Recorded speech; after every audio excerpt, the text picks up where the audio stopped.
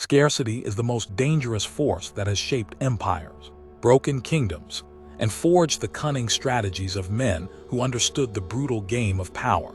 Niccolo Machiavelli, the man who dissected the anatomy of politics and exposed the ruthless machinery of control, knew that scarcity was not simply about the absence of goods.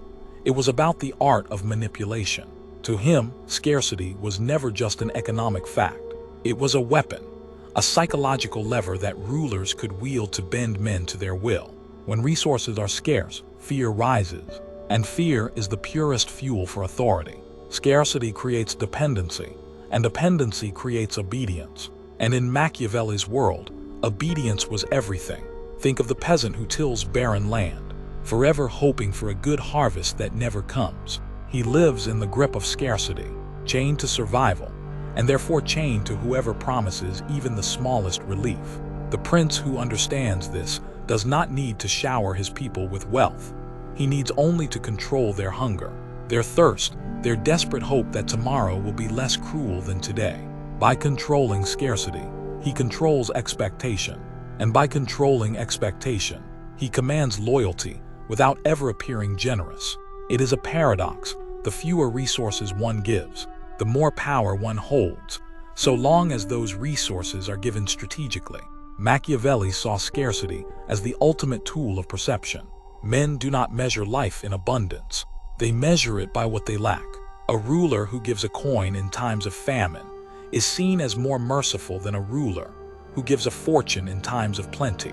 Scarcity amplifies gestures, magnifies symbols, and turns the smallest concessions into miracles. And this, Machiavelli knew, was how princes carved their image as saviors in the eyes of desperate men.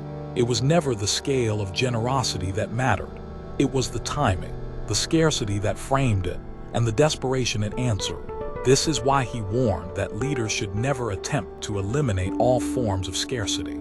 A people too satisfied becomes ungovernable. Their hunger, their longing, their want is what keeps them docile and dependent. Yet scarcity is not only a tool for rulers, it is also a danger. For just as scarcity can elevate a prince, it can also ignite rebellion when mismanaged. Hunger can keep men quiet for a time, but when it grows unbearable, it breeds rage, and rage has toppled empires. Machiavelli understood this balance well.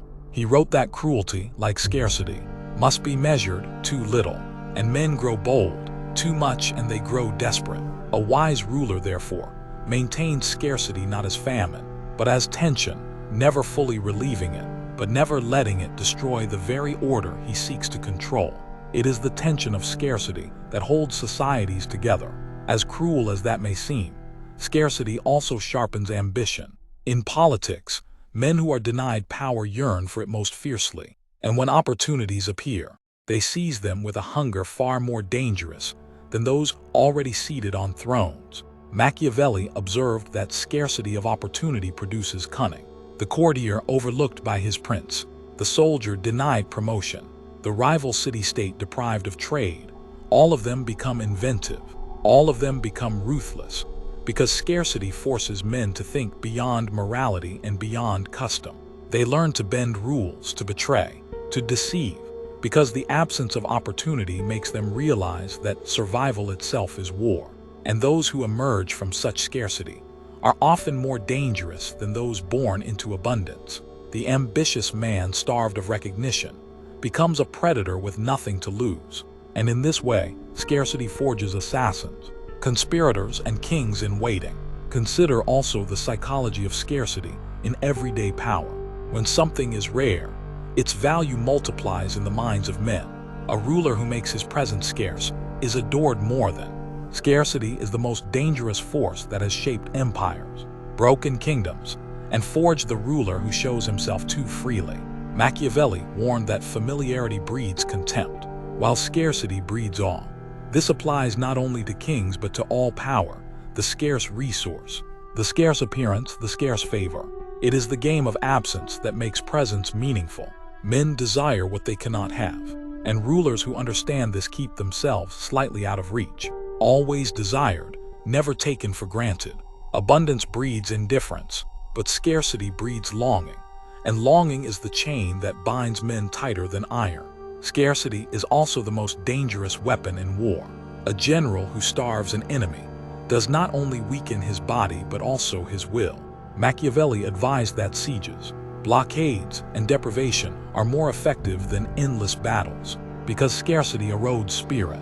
A man may fight bravely against an enemy he hates, but hunger makes him turn on his own leaders, his own comrades, even his own family.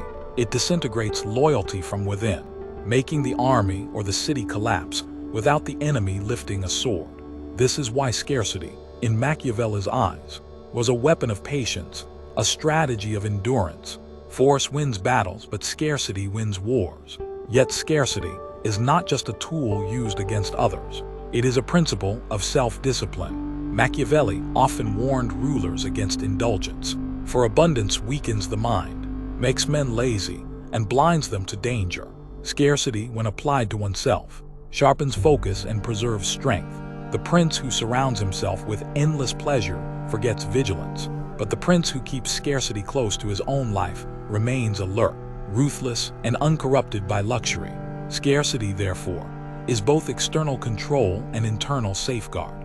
It is the edge that keeps a ruler from becoming prey to his own comfort. The dangerous power of scarcity lies in its invisibility. Men do not always see that they are being ruled by their own hunger, their own longing, their own fear of not having enough. They imagine themselves free, while they are chained by the things they desire most. Machiavelli knew that power is not in giving people what they want, but in making them believe that only you can give it. The promise of relief, not the relief itself, is what secures loyalty. And so the true master of scarcity is not the one who hoards resources, but the one who manages hope. He starves people of certainty, so that even small gestures feel like salvation. In this way, scarcity does not only control the body, it controls the soul. Scarcity plays its most insidious role in the psychology of relationships between ruler and subject. A prince who makes his justice scarce is feared, because men never know when his wrath will fall. A prince who makes his mercy scarce is revered, because men never know when his forgiveness will come. By making both punishment and mercy rare, the ruler ensures that both are valued infinitely more than if they were common. Machiavelli taught that men do not appreciate what is abundant. When kindness is constant, men grow entitled.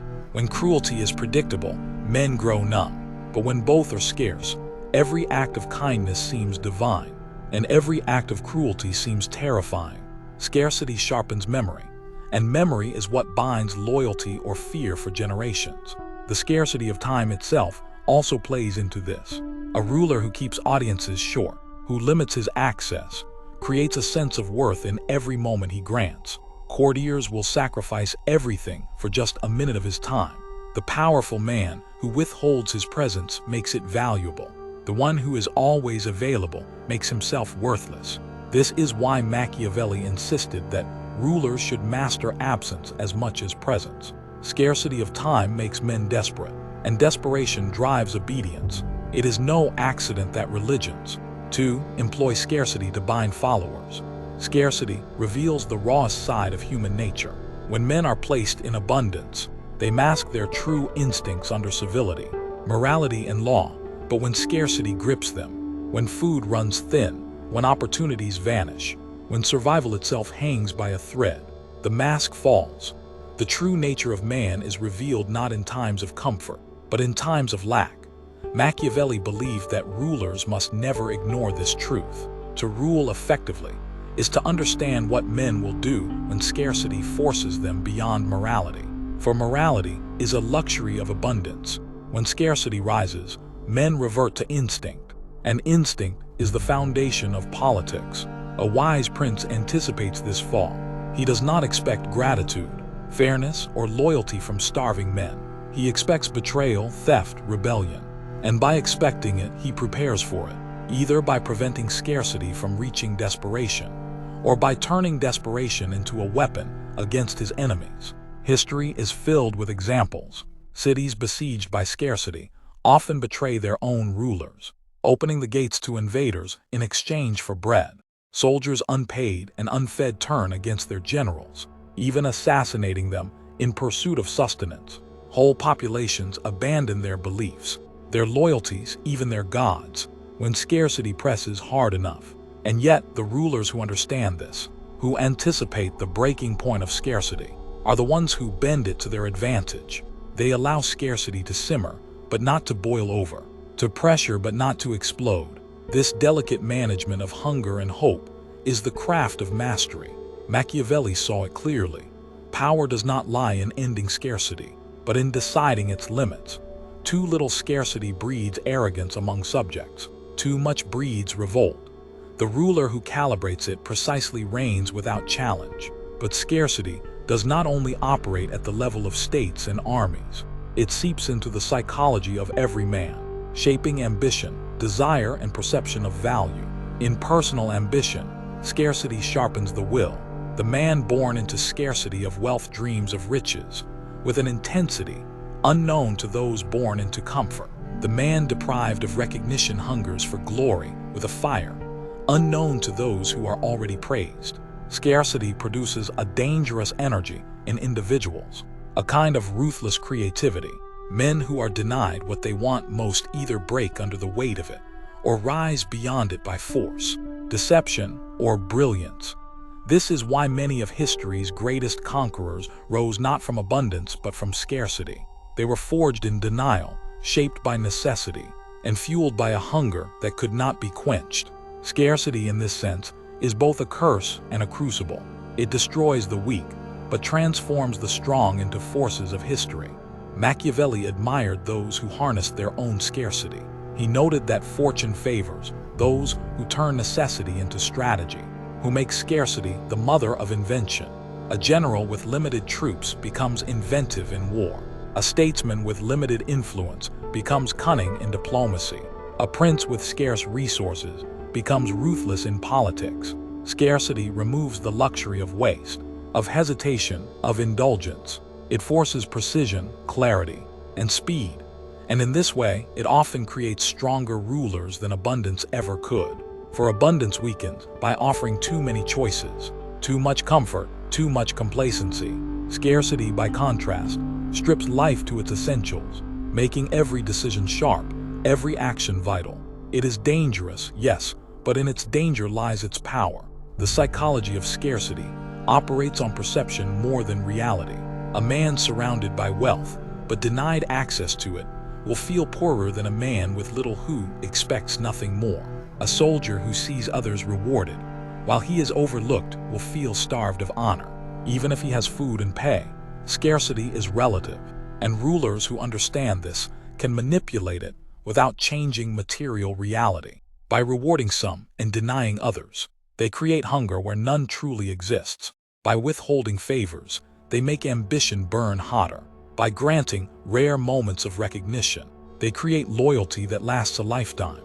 The illusion of scarcity is often more powerful than scarcity itself, because men act not on reality but on perception.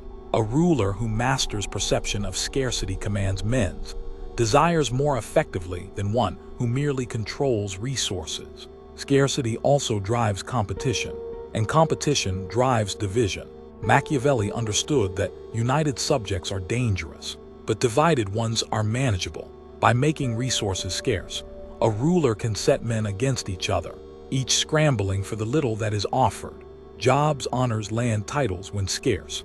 These provoke rivalry, jealousy, and ambition, ensuring that men focus on defeating each other rather than the ruler above them. This is why some rulers deliberately keep honors scarce, rewarding them sparingly, so that the scramble for recognition consumes their subjects' energy. In this way, scarcity becomes a shield. It prevents unity by ensuring that every man sees his rival as the enemy, not the prince. Divide and rule is not only a matter of ideology, it is a matter of scarcity. But scarcity has a darker side when mismanaged. A ruler who tightens scarcity too much creates desperation. And desperate men are unpredictable. They will gamble with their lives because they have nothing to lose. And a man with nothing to lose is more dangerous than an army. Machiavelli warned against creating too many men who are deprived of all hope, because they become fertile ground for conspiracies. When scarcity turns into despair, Rebellion brews not from ambition, but from survival. And survival is the most dangerous motivator of all, because it strips away fear. Men who fear death are controllable, but men who have already accepted death in pursuit of survival are unstoppable. A ruler who ignores this truth risks destruction. The dangerous power of scarcity, then, lies in its duality. It can create obedience or rebellion, loyalty or betrayal, strength or ruin. It is both the foundation of control and the spark of revolution. The difference lies in management. The wise ruler maintains scarcity as a tension, never fully relieved but never unbearable. He gives enough to sustain hope, but withholds enough to maintain dependence. He offers rare rewards to stoke ambition, but not so many that ambition turns into equality. He starves his enemies, but feeds his subjects just enough to keep them from revolt. He applies scarcity like a surgeon applies a knife, precisely, carefully, always with purpose. This is the Machiavellian art of scarcity. Scarcity also operates in the domain of appearances. A ruler who makes his words scarce, who speaks seldom but decisively, is listened to more closely than one who speaks constantly. A ruler who appears rarely in public creates awe, while one who is always present becomes ordinary. This principle applies even in modern life. The scarce commodity is always valued more than the abundant one. Attention, time, presence, all become weapons when rationed. By making himself scarce, a man increases his perceived worth. By making himself abundant, he decreases it. This is why Machiavelli advised rulers to be cautious with generosity. Presents and promises, each, when made scarce, becomes a tool of power. When made abundant, they become worthless. Scarcity is also the invisible architect of loyalty. A ruler who gives too much creates entitlement, but a ruler who gives sparingly creates gratitude. When favors are scarce, they are cherished. When rewards are rare, they are treasured. When mercy is occasional, it is remembered forever. This is why rulers must resist the temptation of abundance. Abundance creates forgetfulness. Scarcity creates memory. And in politics, memory is what endures when laws and armies fail. The subject who once received a rare favor from his ruler will cling to that memory even when deprived again, because scarcity magnifies the value of what was once given. But the most dangerous aspect of scarcity is that it creates hierarchy. Not everyone suffers scarcity equally. Some endure it more, some less. And this inequality creates resentment, envy, and ambition.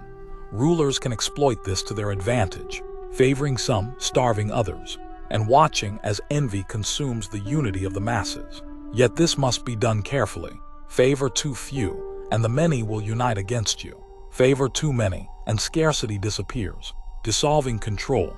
The balance is delicate, and only the cunning can manage it. Machiavelli believed that most rulers fail not because they are too cruel or too kind, but because they mismanage scarcity, either relieving it too much or enforcing it too harshly. The art of rule is the art of balance, and scarcity is the fulcrum. When scarcity becomes cultural, its power deepens. Societies built on scarcity of resources, scarcity of rights, scarcity of opportunities, produce populations that are trained to obey, to endure, to accept suffering as natural. Generations grow up under the shadow of lack, and their imagination itself becomes limited. They do not dream of abundance because they have never known it. For such people, even crumbs feel like feasts, and rulers can command them with minimal effort. The most dangerous power of scarcity is not in the body but in the mind. It convinces men that their place is natural, that their hunger is fate, that their dependency is destiny. Once scarcity becomes internalized, rebellion becomes almost impossible, because men no longer believe in alternatives. And yet, for the rare few who see through this illusion, scarcity becomes fuel for revolution, for vision, for change. Scarcity does not simply operate in material forms. It also thrives in emotions, in recognition, in love, in loyalty. Machiavelli knew that rulers who are too liberal with their affection are soon despised. For abundance of love breeds contempt. But when affection is scarce, when the prince withholds it, when it is given only on rare occasions, it becomes a treasure. The same principle applies in all human relationships. The scarce lover is desired more than the abundant one. The scarce mentor is admired more than the one who is always present. The scarce opportunity is chased more than the one freely available. Scarcity multiplies perceived value, and value multiplies desire. Those who understand this principle wield a hidden weapon. They do not seek to be constantly desired. They seek to be occasionally, intensely, and overwhelmingly desired. Scarcity creates intensity, where abundance creates boredom. This same principle applies in the economy of ideas. When ideas are scarce, they become dangerous. Forbidden books, censored voices, secret teachings, all acquire a power that ordinary abundance could never grant them. Machiavelli himself understood that scarcity of knowledge could shape power more effectively than any weapon. By controlling what men could read, rulers controlled what men could think. By making truth scarce, rulers created obedience. And even in rebellion, scarcity played its role. Because forbidden truths became sacred, desired, and dangerous, scarcity breeds mystique. And mystique breeds influence. Even lies, when scarce, can appear as hidden truths. In this way, scarcity operates not only in food, wealth, and resources, but in thought itself. The dangerous power of scarcity also emerges in the manipulation of time. Time is the ultimate scarce resource, and men feel its lack deeply. A ruler who wastes men's time is despised, but a ruler who makes his own time scarce is revered. The meeting granted for 5 minutes is remembered more than the meeting granted for 5 hours. By rationing his time, the prince multiplies its value. This is why Machiavelli urged rulers to be deliberate in their appearances, speeches, and interactions. To be scarce is to be valued, and to be valued is to be obeyed. Time scarcity also drives urgency. When men believe they have little time to act, they act rashly, recklessly, and often obediently. The prince who controls the perception of time controls the pace of men's actions, forcing them into mistakes or into obedience before they have time to think. Scarcity also hides in morality. When virtue is scarce, when honesty is rare, when loyalty is uncommon, those who display even fragments of it become admired beyond reason. A ruler who shows rare mercy after years of cruelty will be remembered as merciful. A ruler who offers rare honesty after years of deception will be seen as trustworthy. Scarcity reframes morality, making even the smallest gesture appear as greatness. This is why Machiavelli insisted that appearances matter more than substance. Appearances can be controlled, rationed, and made scarce, while substance cannot always be manipulated. By rationing appearances of virtue, a ruler creates legends of his greatness, while hiding the reality of his vice. And men trapped in scarcity will always remember the rare instance rather than the common absence. The essence of scarcity is psychological hunger. Men can endure physical lack for a time, but psychological scarcity gnaws at the soul. Scarcity of recognition, scarcity of status, scarcity of dignity. These are hungers deeper than food. They drive men to madness, to rebellion, to cruelty, to betrayal. Machiavelli knew that these hungers were the most dangerous to ignore.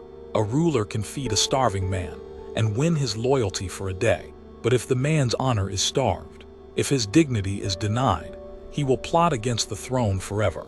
This is why rulers must never allow ambition to be completely starved. They must feed it occasionally with honors, with recognition, with false promises, so that men remain loyal. But they must also ensure that recognition remains scarce enough to keep men striving. In this tension lies control. Too much recognition breeds arrogance. Too little breeds rebellion. The scarcity of honor is perhaps more powerful than the scarcity of bread. Scarcity also works through ritual. Rare ceremonies, rare privileges, rare audiences, all create a sense of sacredness. When the prince appears rarely in public, his appearances feel divine. When he speaks only on rare occasions, his words seem prophetic. Scarcity gives ritual weight, and ritual gives rulers the aura of destiny. This is why abundance of ceremony destroys its meaning, while scarcity magnifies it. A single rare festival unites a city more powerfully than daily entertainment ever could. A single rare decree commands more attention than endless proclamations. Machiavelli knew that the careful use of ritual scarcity could create awe. And awe is the foundation of stability. A ruler who is too common becomes a man. A ruler who is scarce becomes a myth. Yet in all of this, scarcity remains a double-edged sword. It creates loyalty, but it also creates envy. It creates obedience, but it also creates rebellion. It sharpens ambition, but it also breeds resentment. Machiavelli's genius lay in his recognition that power does not come from abundance, but from the careful rationing of scarcity. It is not the plentiful resource that shapes men, but the one withheld. It is not the endless speech that commands attention, but the rare word. It is not the abundant favor that creates loyalty, but the scarce gift. Scarcity, dangerous and invisible, is the silent ruler of men's hearts.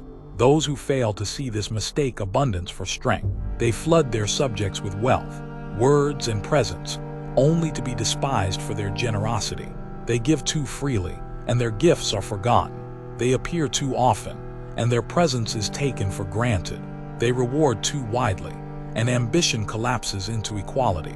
Abundance destroys hierarchy, while scarcity preserves it. And hierarchy is the foundation of order. Machiavelli saw abundance not as a blessing, but as a danger.